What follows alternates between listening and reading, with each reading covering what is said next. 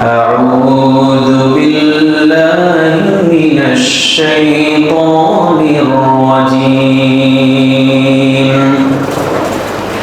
بسم الله الرحمن الرحيم والعصر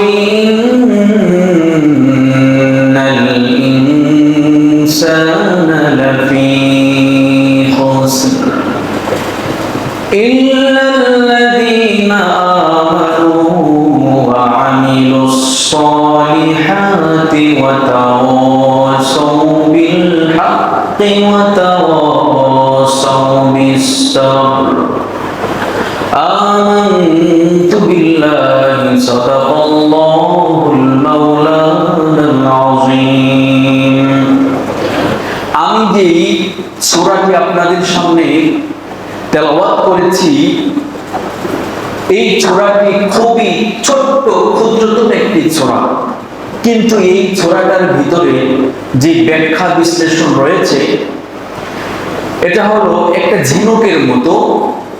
যেমন একটা ঝিনুকের ভিতরে কতটুকু জায়গা থাকে, আল্লাহ রাব্বুল আলামিন এই ছোট্ট একটি সূরার ভিতরে এতটুকু সূরার ভিতরে এত লম্বা ব্যাপক আলোচনা করেছেন যে যেমন মনে হয় যেন যে ঝিনুকের ভিতরে বিশাল বড় বড় আটলান্টিক মহাসাগর আল্লাহ দিয়ে দিয়েছে। বলেন না সুবহানাল্লাহ।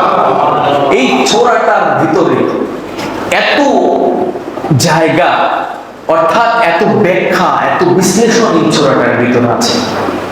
ইমাম শাফিঈ রাহমাতুল্লাহি আলাইহি বলেছেন, যদি কোনো ব্যক্তি এই ছোট্ট সূরাটির আমল করে এবং এটা অনুসরণ করে অনুকরণ করে যদি তার আমলের জিন্দেগির ভিতরে এই সূরাটাকে ঢুকাইতে পারে, তার জন্য দ্বিতীয় আর কিছু প্রয়োজন নাই। অর্থাৎ এই সূরাটা আমল করলে সে সফল কাম হয়ে যাবে। সুবহানাল্লাহ।